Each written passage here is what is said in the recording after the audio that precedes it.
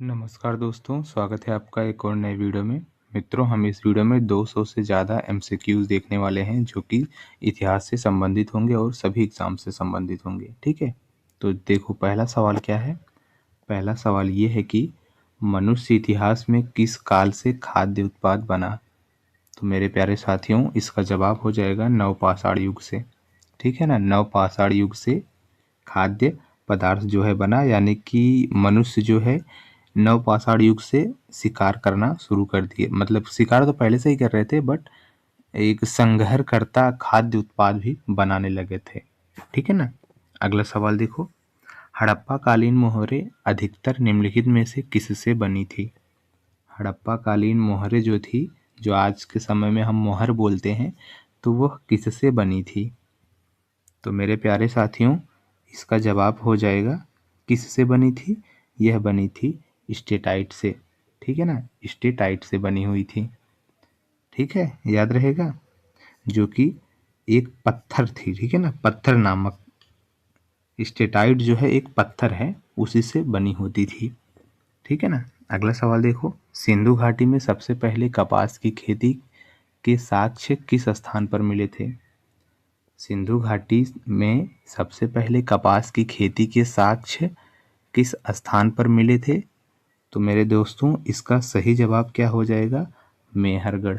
ठीक है, मेहरगढ़ में सबसे पहले कपास की खेती के साक्ष्य मिले हुए थे। ठीक है ना। मेहरगढ़ में कपास के अतिरिक्त मेरे साथियों पॉइंट है, याद कीजिएगा, गेहूं भी मिले थे। ठीक है ना, गेहूं और जौ भी मिले थे। तो ये जो मैं स्टार मार्क कर रहा हूँ, ये अतिरिक्त प्रश्न हो जाएंगे। जैसे कि ये एक प्रश्न है, वैसे ही एक प्रश्न ये भी है, एक प्रश्न ये भी है। ठीक है, तो चलो, इसमें मैंने 2 प्रश्न बता दिए। ठीक है, अगला सवाल देखो, सबसे प्राचीनतम वेद कौन सा है। तो मेरे प्यारे साथियों, सबसे प्राचीनतम वेद जो है वह है ऋग्वेद। ठीक है, ऋग्वेद। अब इसमें और फैक्ट भी जान लो, ऋग्वेद में कुल कितने सूक्त होते हैं। तो मेरे प्यारे साथियों, 1028 सूक्त होते हैं। ठीक है ना। और एक और जान लो कि ऋग्वेद में टोटल 10 मंडल होते हैं। ठीक है, 10 मंडल होते हैं। ठीक है ना, ऋग्वेद में 10 मंडल 1028 सूक्त होते हैं और ऋग्वेद को सबसे प्राचीनतम वेद कहा जाता है। ठीक है ना। चलो, अगला सवाल देखो, गौतम बुद्ध को ज्ञान की प्राप्ति निम्नलिखित में से किस शहर में हुई थी। गौतम बुद्ध को ज्ञान की प्राप्ति मेरे प्यारे साथियों, यह हुई थी उनको किस शहर में, बताओ, पता है किसी को। अरे भाई, सबको पता होना चाहिए, बोध गया में। ठीक है, गौतम बुद्ध को ज्ञान की प्राप्ति बोध गया शहर में हुई थी। ठीक है मेरे प्यारे साथियों, अब इनमें भी आप फैक्ट जान लो। ठीक है, फैक्ट क्या है ये जान लो कि जो भगवान बुद्ध थे, उनको 35 वर्ष की उम्र में ज्ञान की प्राप्ति हुई थी। 35 वर्ष की उम्र में। ठीक है ना। और कहाँ, एक पीपल के पेड़ के नीचे, निरंजना नदी, ये याद रखिएगा, निरंजना नदी के तट पर बैठे थे। ठीक है ना, निरंजना नदी के तट पर एक पीपल के पेड़ के नीचे जो है उनको ज्ञान की प्राप्ति हुई थी। ठीक है ना। चलो, अगला सवाल देखो, इसमें मैंने 2 फैक्ट बताए।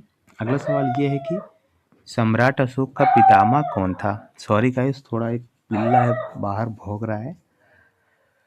सम्राट अशोक का पितामह कौन था।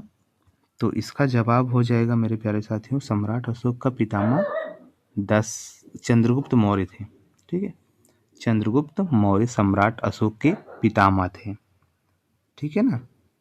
अगला सवाल देखो, और भी कुछ जानना है तो ये जो चंद्रगुप्त मौर्य हैं, इनके बारे में जान लो। चंद्रगुप्त मौर्य को दोस्तों मौर्य वंश का संस्थापक भी कहा जाता है। ठीक है ना, मौर्य वंश के संस्थापक कौन थे, चंद्रगुप्त मौर्य। ठीक है ना। चलो, अगला सवाल देखो, अब इसमें 2 प्रश्न हो गए।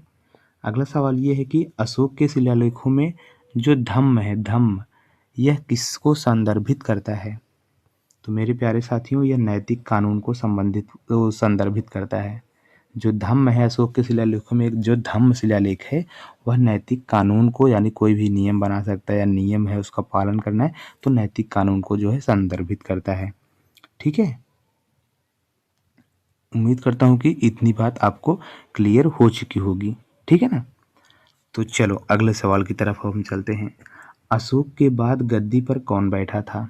अशोक के बाद गद्दी पर कौन बैठा था? तो मेरे प्यारे साथियों, दशरथ। ठीक है ना, दशरथ बैठे थे। Option number C correct answer है। ठीक है ना। चलो अब अगला सवाल देखो क्या था। अगला सवाल है शुंग वंश का अंतिम शासक कौन था? शुंग वंश का अंतिम शासक कौन था? तो इसका सही जवाब हो जाएगा देवभूति। ठीक है, देवभूति शुंग वंश का अंतिम शासक था। तो मेरे प्यारे साथियों, इसकी जो शुंग वंश जो देवभूति थे ना, इसकी हत्या कौन की थी, कौन किया था? तो याद रखिएगा, इनकी हत्या जो है ये शुंग वंश के एक प्रधानमंत्री थे वासुदेव ने, जो कंड वंश की स्थापना की थी। मतलब कि देवभूति की मृत्यु किसके द्वारा हुई थी? वासुदेव के द्वारा। और ये फिर कण्व वंश की स्थापना किए थे, इसका पूरा वंश का विनाश करके। ठीक है, तो चलो अगला सवाल देखो। राजा सिंह विष्णु किस वंश के शासक थे? राजा सिंह विष्णु किस वंश के शासक थे? तो साथियों, इसका सही जवाब हो जाएगा क्या? पल्लव वंश के। ठीक है, पल्लव वंश के शासक थे राजा सिंह विष्णु। ठीक है ना। और यहीं पर पाल वंश के बारे में हम भी कुछ बता दें तो पाल वंश के संस्थापक कौन थे? गोपाल। ठीक है, अगला सवाल देखो। बंगाल की खाड़ी के तट पर कोणार्क मंदिर किस शताब्दी में बनाया गया था? बंगाल की खाड़ी के तट पर कोणार्क मंदिर किस शताब्दी में बनाया गया था? तो इसका सही जवाब हो जाएगा क्या? 13वीं शताब्दी में। ठीक है, 13वीं शताब्दी में बंगाल की खाड़ी के जो कोणार्क मंदिर है ना, उसकी जो है स्थापना या बनाया गया था। ठीक है ना। अगला सवाल देख लो। कुतुबुद्दीन ऐबक निम्नलिखित में से किस आउटडोर खेल का शौकीन था? यानी कुतुबुद्दीन ऐबक किस खेल का शौकीन था? तो इसका जवाब हो जाएगा पोलो। ठीक है, पोलो खेल का शौकीन था कुतुबुद्दीन ऐबक। ठीक है, कुतुबुद्दीन ऐबक का एक और नाम है दोस्तों, याद रखिएगा। कुतुबुद्दीन ऐबक को लाख बख्श के नाम से जानते हैं, लाख बख्श। ठीक है ना, लाख बख्श के नाम से भी जानते हैं कुतुबुद्दीन ऐबक को। और दिल्ली सल्तनत व गुलाम वंश का इसे संस्थापक भी कहा जाता है। ठीक है ना, गुलाम वंश का संस्थापक कौन है? कुतुबुद्दीन ऐबक। और लाख बख्श के नाम से किसे जानते हैं? कुतुबुद्दीन ऐबक को जानते हैं। ठीक है ना, दिल्ली सल्तनत व गुलाम वंश का संस्थापक था। ठीक है ना। चलो अगला सवाल देखो। इल्तुतमिश का कुतुबुद्दीन ऐबक से क्या संबंध था? तो इसका जवाब हो जाएगा दोस्तों दामाद। ठीक है, इल्तुतमिश जो था वह कुतुबुद्दीन ऐबक का दामाद भी था, और गुलाम वंश का संस्थापक जो कुतुबुद्दीन ऐबक है, इसका गुलाम भी है ये इल्तुतमिश। और बाद में इसी की बेटी से शादी भी किया, यानी कि फिर दामाद भी बन गया। ठीक है ना, जो कि उत्तराधिकारी बन गया इनके वंश का। अगला सवाल देखो। अजमेर में 2.5 दिन का झोपड़ा निम्नलिखित में से किस राजवंश के काल में बनाया गया था? जो अजमेर कहाँ पड़ता है? राजस्थान में। 2.5 दिन का झोपड़ा कहाँ है? तो अजमेर में ना देकर राजस्थान अगर राज्य का नाम दिया रहे तो राजस्थान टिक करिएगा। ठीक है, तो 2.5 दिन का जो झोपड़ा है दोस्तों, वह किस वंश ने बनवाया था? तो इसका सही जवाब हो जाएगा क्या? गुलाम वंश ने। ठीक है, गुलाम वंश ने जो है बनवाया हुआ था 2.5 दिन का झोपड़ा। ठीक है ना, जो कि इसके संस्थापक हैं कुतुबुद्दीन ऐबक, गुलाम वंश के। अगला सवाल देखो। पानीपत की पहली लड़ाई किसके किसके बीच हुई थी? पानीपत की पहली लड़ाई किसके किसके बीच हुई थी? तो इसका सही जवाब हो जाएगा इब्राहिम लोदी और बाबर के बीच में। पानीपत की पहली लड़ाई इब्राहिम और लोदी और बाबर के बीच में हुई थी। अब इसमें फैक्ट याद रखिएगा कि पानीपत की पहली लड़ाई कब हुई थी? 21 अप्रैल। ठीक है, 21 अप्रैल को हुई थी 1526 में। ठीक है, 1526 में हुई थी 21 अप्रैल में। ठीक है ना। अगला सवाल देखो। दिल्ली सल्तनत का अंतिम सुल्तान कौन था? दिल्ली सल्तनत का अंतिम सुल्तान कौन था? तो इसका जवाब हो जाएगा कौन था? इब्राहिम लोदी था।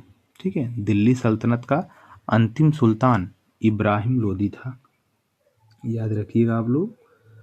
अगला सवाल देखो क्या है। जिंदा पीर या जीवित संत के नाम से किसे जाना जाता था? जिंदा पीर या जीवित संत के नाम से किसे जाना जाता था? तो इसका सही जवाब हो जाएगा औरंगजेब को। औरंगजेब को जिंदा पीर या वो जीवित संत के नाम से जाना जाता था। ठीक है। औरंगजेब जो था दोस्तों, यह जो है हुमायूं मुगल सम्राट बाबर का उत्तराधिकारी था। ठीक है ना। ये जो हुमायूं था, हुमायूं, ये बाबर का उत्तराधिकारी था। ये बहुत कम शासन किया, इसका जिंदगी जो है ना बहुत ही कठिनाइयों से बीता हुआ है। और ये 2 टेन्योर में शासन किया हुआ है। जो हुमायूं है ना 30 से लेकर 40 के बीच में शासन किया, फिर 50 से 55 के बीच में, इसके बाद इसकी मृत्यु हो गई थी। इसकी बात कर रहा हूँ मैं हुमायूं की। ठीक है। अगला सवाल देखो। हुगली नदी के तट पर अंग्रेजों द्वारा पहली बार व्यापारिक कोठी किस सन में स्थापित की गई? यानी कि अपना बिजनेस अंग्रेजों ने पहली बार हुगली नदी के तट पर किस सन में किए थे? तो इसका सही जवाब हो जाएगा क्या? 1651 में। ठीक है। 1651 ईस्वी में अंग्रेजों ने पहली बार हुगली नदी के तट पर अपना एक कंपनी खोले थे व्यापार के लिए। ठीक है ना। 1651 ईस्वी में, इसे आप लोग याद कर लीजिएगा, जो कि बंगाल की हुगली नदी के तट पर, ठीक है ना, अपने ही कारखाने खोले थे बिजनेस के लिए। अगला सवाल 1651 ईस्वी में। अगला सवाल है कि रामकृष्ण मिशन की स्थापना 1897 ईस्वी में किसके द्वारा की गई थी? तो याद करना, रामकृष्ण मिशन की स्थापना 1897 ईस्वी में हुआ था। और किसके द्वारा किया गया था? तो इसका भी जवाब आप लोग बताओ अगर पता हो तो। रामकृष्ण मिशन की स्थापना स्वामी विवेकानंद जी के द्वारा हुआ था। ठीक है प्यारे साथियों, स्वामी विवेकानंद जी के द्वारा हुआ था। ये अपने गुरु रामकृष्ण परमहंस के सम्मान में रामकृष्ण मिशन की स्थापना किए थे। ठीक है ना। स्वामी विवेकानंद जो है ये अपने रामकृष्ण परमहंस के सम्मान में रामकृष्ण मिशन की स्थापना किए हुए थे। अगला सवाल। महात्मा गांधी ने रॉलेट एक्ट के विरुद्ध सत्याग्रह किस वर्ष में किया था? तो ये भी पूछ सकता है, इसमें 2 प्रश्न हो गए। ठीक है। महात्मा गांधी ने रॉलेट एक्ट के विरुद्ध कौन सा आंदोलन चलाया था? सत्याग्रह आंदोलन। ठीक है। तो यह किस सन में चलाया था? तो इसका भी जवाब आप लोग जान लो। इसका जवाब हो जाएगा 1919 में। ठीक है। 1919 में जो है चलाए थे सत्याग्रह आंदोलन। ठीक है ना।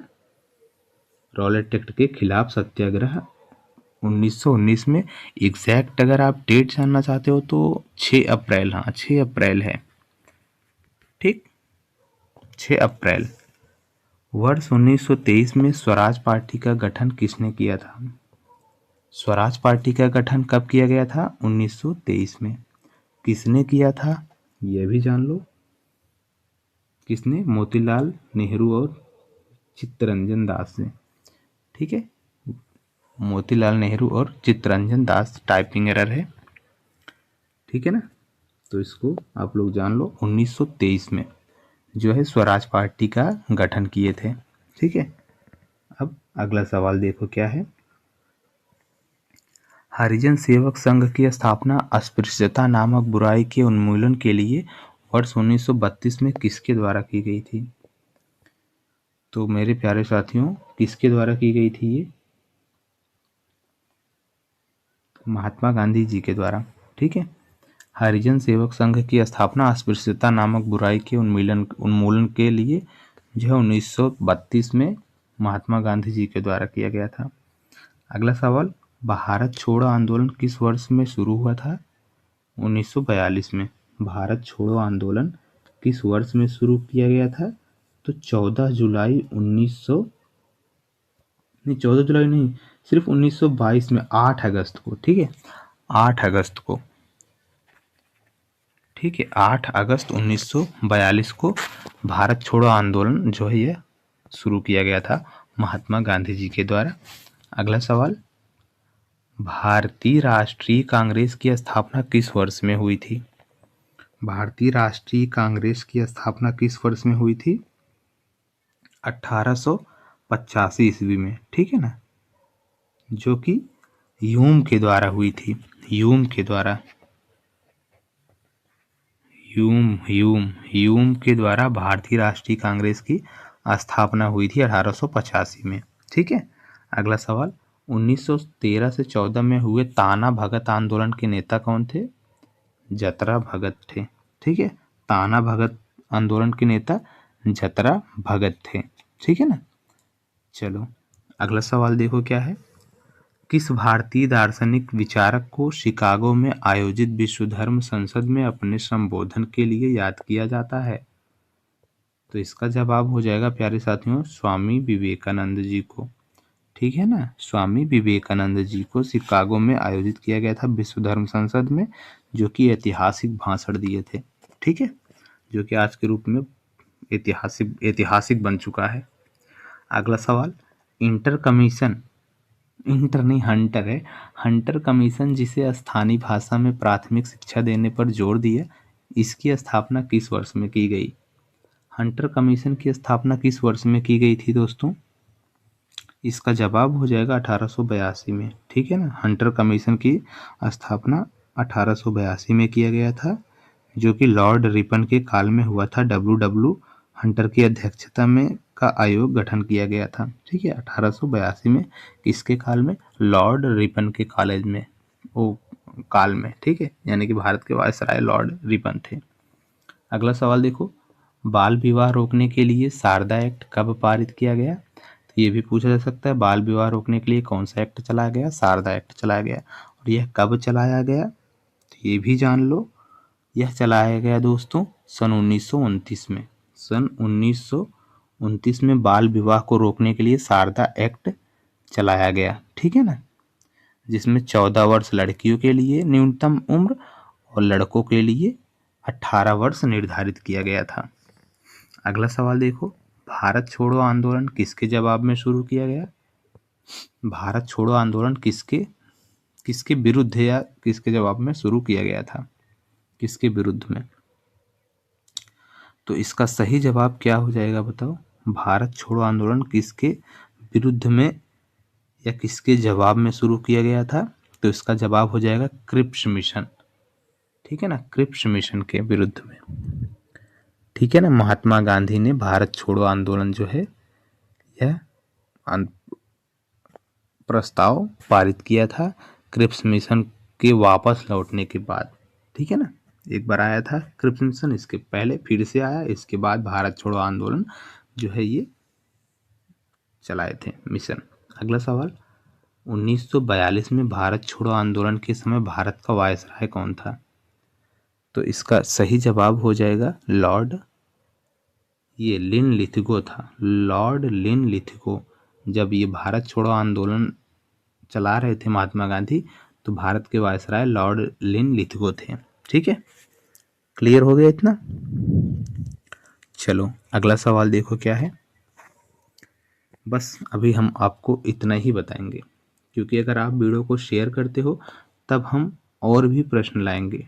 टोटल हम सोच रहे हैं कि 1000 प्रश्न से ज़्यादा ही आपको MCQs प्रोवाइड करें।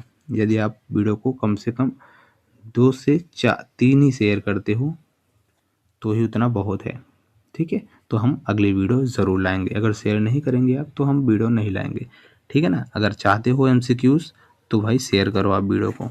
मिलते हैं हम नेक्स्ट वीडियो में, अगर आप शेयर करोगे तो मिलेंगे, ठीक है।